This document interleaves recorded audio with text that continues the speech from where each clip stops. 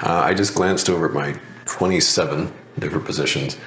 14, they're all shorts. 14 of them are down, 13 of them are up, which means it's pretty much a wash. It's a pretty decent day, except for one nasty blemish, which was Axon. Now, luckily, I had a little position at 20 shares, all 20 shares. And it wasn't, I've done dumber things than Axon before, but it was not a brilliant kind of trade. It was definitely up there in terms of its long-term position. But I think it shows don't get, the old saying, like, don't fight the Fed. I think these days should be don't fight the White House, because there are certain companies that are going to be beloved and sponsored very strongly, like Palantir, like Axon, private prisons, things of this nature. And so that was the dumb part. So that was the big wart that came. They reported last night, the stock closed at something like $7.44, something like that. It instantly jumped like $30. And there must be a pretty big, short float out there, because it got squeezed to death before the open. It's like 790, 800, 810, 820, 830, on and on and on.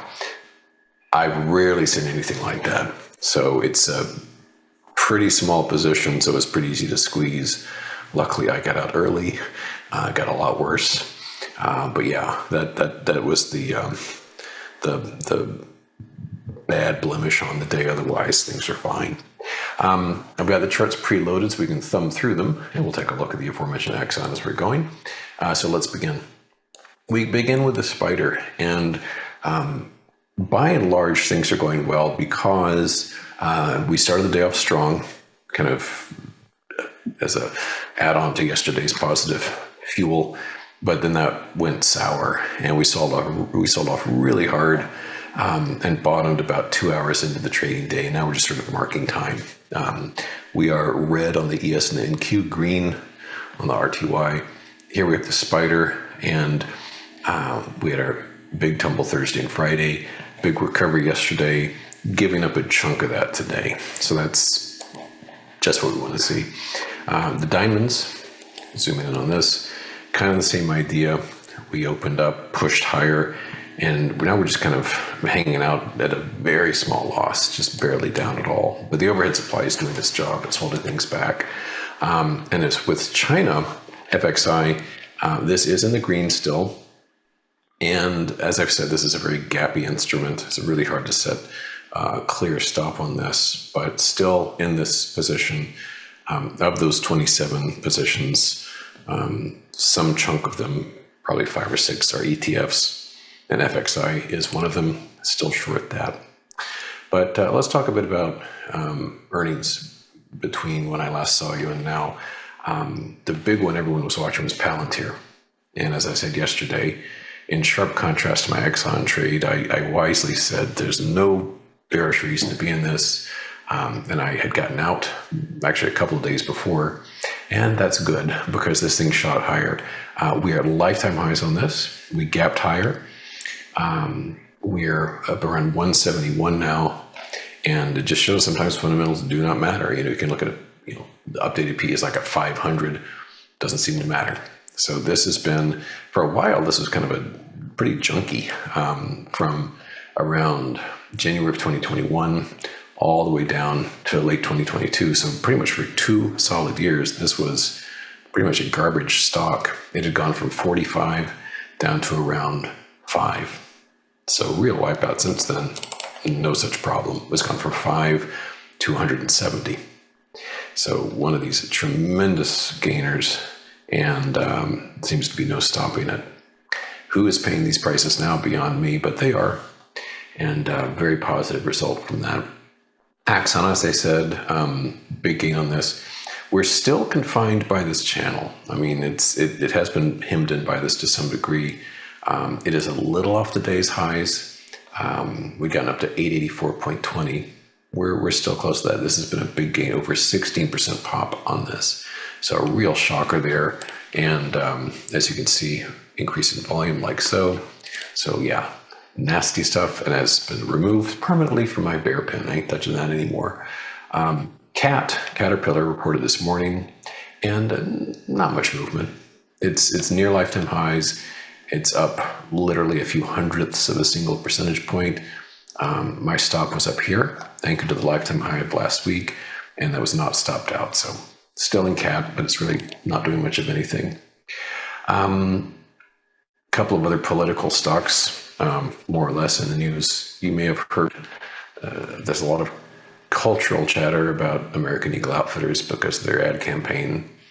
And short term, it's done very well. Long term, it's kind of a mixed bag because this has been, when you measure it in years and years and years, it's been doing all right. As you can see, we've been ascending with this sine wave, just a lot of violence up and down, but on the whole has been going up. Until recently, it was pretty junky stock too. It had gone from 25 recently down to the single digits. But this new ad campaign has added a lot of interest to the stock, as you can see. You see the increase in volume recently, as well as the price. What was interesting yesterday politically is that the mere mention by Trump that he really digs those new ads sent the stock blasting higher. So on huge volume, big day, I think it was like 20-25%. It's given up some of that. I guess some folks are taking profits because they realize that the mere mention of an ad campaign by the president is a pretty ephemeral reason to own something. But net, it was positive. Speaking of DJT, here's DJT, which itself is doing poorly. We're down on this over 3%. It's just kind of slip sliding away. So yeah. One green item today is gold, and more particularly miners. Gold itself is been doing quite well. It's near the lifetime highs, hasn't really burst above April's high yet. I'm sure ultimately it will, but of real interest though isn't so much gold but the miners themselves, because GDX is down, it's up about 3%. And so we've been watching the subtle pattern here, base, and it sneaked above it a little yesterday. So that was actually kind of your buy signal yesterday, and the day just really took off. And so this is it's not at lifetime highs, but it's getting there. The lifetime highs were set way back 14 years ago, but it's getting in that vicinity. And short term, this has been progressing quite nicely, as you can tell. The junior miners don't look as good. They're up, and they're up just about the same amount, but just in terms of kind of the shape of the pattern, it's not nearly as clean because you were starting to break down here. We haven't broken out here.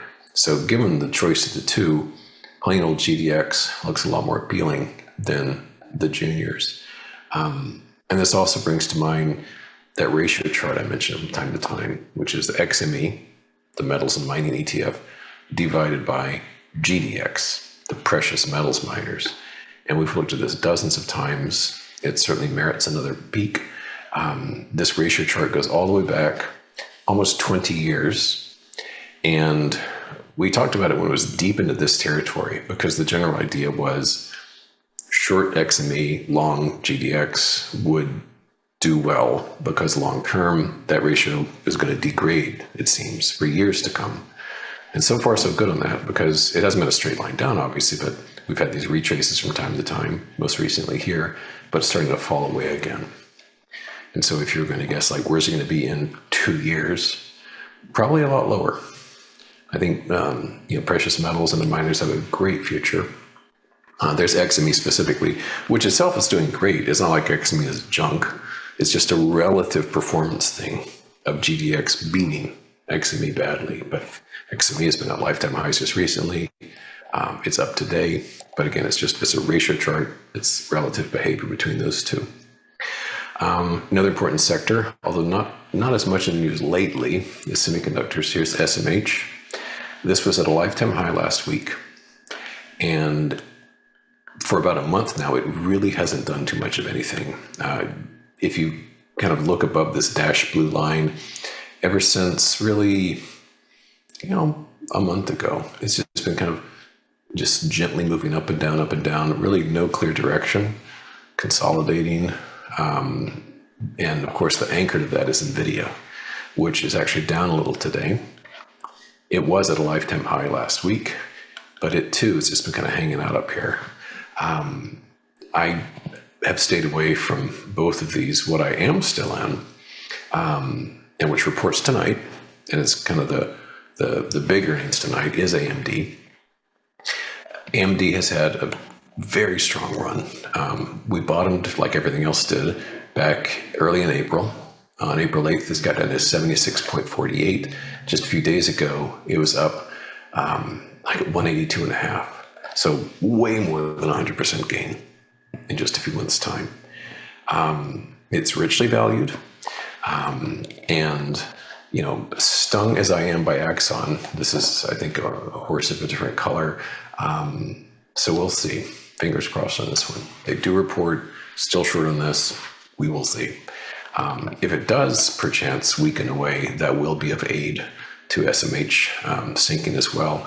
I also would say that had good results with my one and only other semi-short, which is On. We talked about this yesterday. Had a nice fall yesterday, and happily, it's adding to that a little bit. We're down 1% more on. Just some other mishmash from other sectors, some other short positions. Costco, turning away again. This one's down about 1%. We've had a whole series of reversals on this, some of which resulted in a push down, some of which didn't mean anything. You can see here, it didn't seem to do anything here or here or here. It had a modest good result here, a much better result here. And my hope is that this time it'll do the same thing. So the stop on this one is this line, dash line here at 960.18. Another one I really like, and which is doing well today, is CrowdStrike, CRWD. Zoom in on this. Tighten up at the stop on this one. Again, the dash red line as usual, around 458. So anything above that, I would jump right out. But as it is now, this is a nice complete pattern. We're getting a good push down today, over 3%. Longer term, I think you can see the potential on this. And another one I'm fond of, down even harder today, is ELF. We've talked about this before, ELF, ELF Beauty. This is down approaching 6%. And I believe they report earnings tomorrow morning. I think. Let's zoom in and check. No, it looks like maybe after tomorrow afternoon. Yeah, it looks that way. Couple of other big items. There's SMCI. And if you ever hang out on Reddit's at WSB, this is a big stock for those guys, a big meme stock right now. Some people have put their entire portfolios into very aggressive long positions on this one. I don't trade SMCI. It's not a particularly interesting pattern to me, but this will be very closely watched by that crowd. And then, as I mentioned, AMD is the big news after hours. So in sum, IWM, the small caps, we have been following this, had a big push higher yesterday, still short this with a stop anchored to last Thursday's peak. So the dash red line, that's the stop on that one for me. And then the cubes at the moment are down about 0.5%. And in this case, also short. And you can see the dash line on that, which is just anchored to today's high. But we'll see if AMD could be pivotal in this in terms of adding to some bullish juice to it or breaking down below that blue line again. All right. Well, good luck, and I'll see you on Wednesday. Thanks. Bye-bye. If you're not subscribed, subscribe right here. And if you want to meet me and the team in person at our next live event, hit the link at the top of the description.